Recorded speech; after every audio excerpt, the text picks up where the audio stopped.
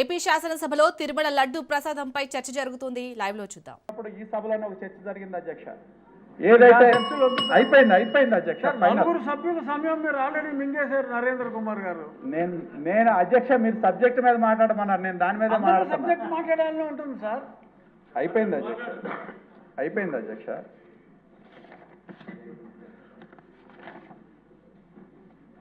అధ్యక్ష తిరుపతి దగ్గర దీనిలో ఒక ఫ్యాక్టరీ ఉంది అధ్యక్ష. రాజశేఖర రెడ్డి గారు ఉన్నప్పుడు ఆ చుట్టుపక్కల గ్రామాలు ఆ డైరీ నుంచి వచ్చే నీళ్ల వల్ల కలుషితం అవుతున్నాయని ఈ సభలో చర్చ చేస్తే చంద్రబాబు నాయుడు గారు ఈ హౌస్లోనే డిమాండ్ చేశారు, మీరు ఏ ఎంక్వైరీ అయినా వేయండి, నిరూపించండి, నేను దేనికైనా సిద్ధమని చెప్పి.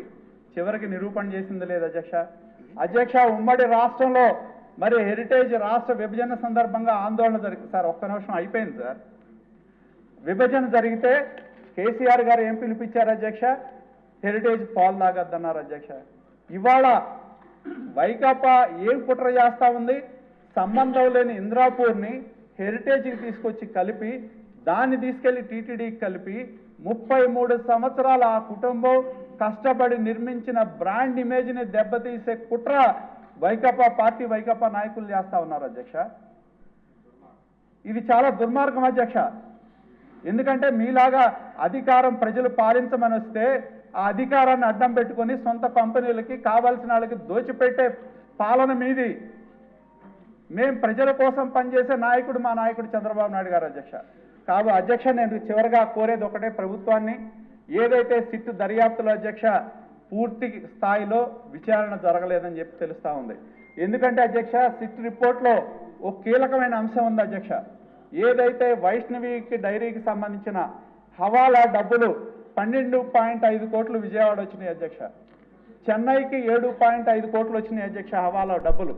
ఆ డబ్బులు ఎక్కడికి పోయినాయి అధ్యక్ష?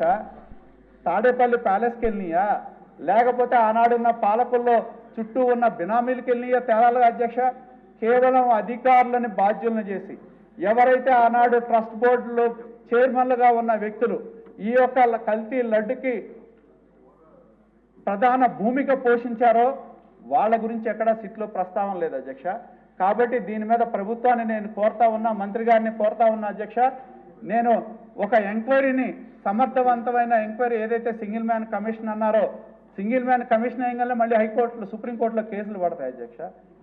వాడు కాకపోతే వాళ్ళకి సంబంధించిన ఎవరొకళ్ళు వెళ్తారు ఇంకో మార్గాన.